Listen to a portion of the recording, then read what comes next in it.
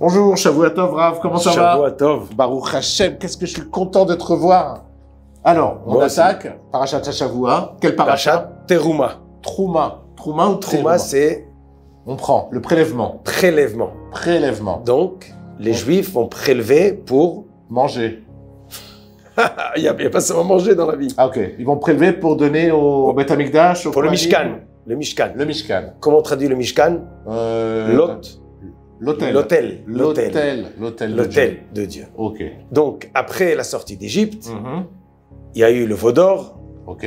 Après Matan Torah, le veau d'or. Et Dieu, il a dit, vous allez faire un hôtel.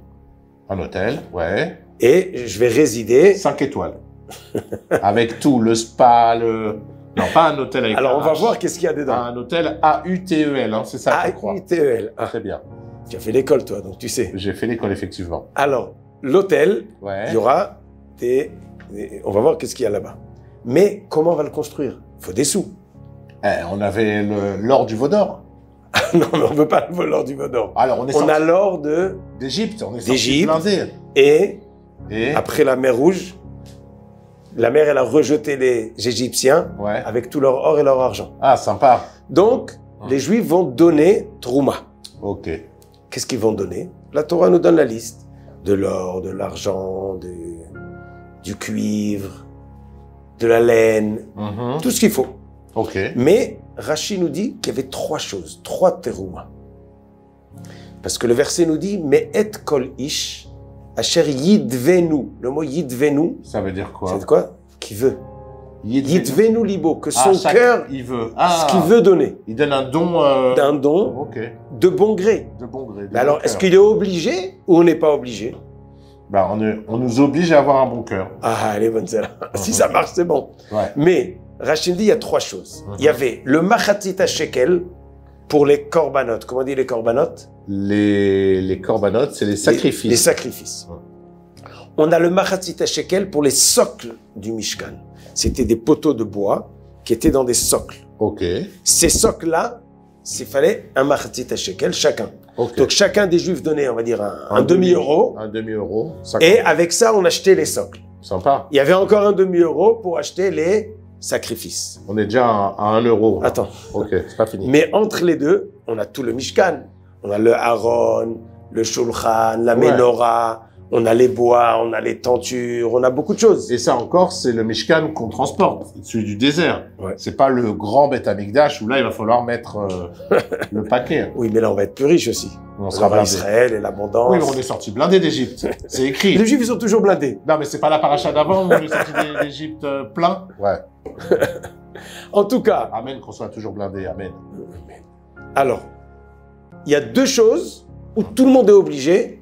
Et c'est intéressant, c'est fixe. Oui. Un demi pour chacun. Ça va, tout on le s'en monde sort bien. Un shekel par an. Ça va. Ça va, on est bien. Et si c'est un demi-lingot d'or, c'est bon, après, il faut puiser dans les réserves, mais...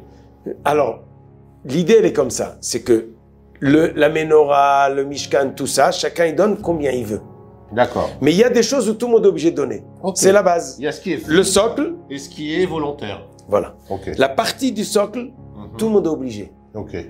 Et la partie des sacrifices tous les jours, tous les ans, obligé tout le monde est obligé.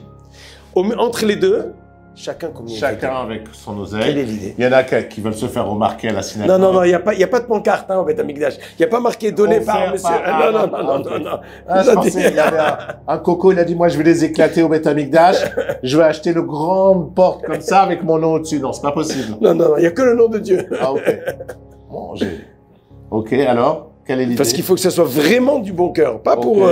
Ok, pas pour se faire remarquer. Alors l'idée, elle est comme ça. Il y a des Juifs que malheureusement, ils ne sont pas encore proches. Mais ils ont la base du Juif. Par exemple, ils ont la Brit Mila, ils viennent Yom Kippour, ils font un pas. Traditionnaliste. Voilà. Après, il y en a qui viennent tous les jours, qui étudient, qui font des Shabbat. mitzvot. Il y a beaucoup de degrés. Chacun, il doit avancer. Mais si tu veux faire partie... Il faut avoir la base, le socle. Le socle, tout le monde donne. la même somme Ok. et c'est obligé. C'est la base d'entrée, on va dire, pour être dedans. Ok. Il y a une autre partie, c'est ce qui est tous les ans, le korbanot. On donne un demi-shekel tous les ans pour les korbanot de l'année. Chaque juif, il doit avoir sa kapara. Donc il doit faire partie des korbanot du clan d'Israël. Ça s'appelle J'ai korban compris. sibour. Et celui qui sort de ça, il sort du clan d'Israël. Malheureusement, il est un peu dehors. Ok. Au milieu, chacun, Fais ce qu'il veut. non, on fait pas ce qu'on veut. Non, Mais chacun, il doit faire l'effort À et son chacun niveau. à son niveau. Ok. Et l'important, C'est de mettre le cœur. au maximum de bon cœur et d'avancer. Ce qu'on a appris dans Parshat Trouma, quand ils ont construit le Mishkan, c'est notre histoire tout le long de l'histoire. Voilà. Tous les juifs doivent avoir le socle, la base, doivent avoir le perpétuel, le korban, qui est tous les jours. Et après, Enfin, chacun à son niveau. à son niveau. Merci beaucoup, Rav. Merci. Qu'on ait le srout, Amen. au moins de faire partie et d'être le plus haut possible. Allez, Dans la porte. on y va. Shabbat Shalom. Shabbat Shalom, à la semaine prochaine.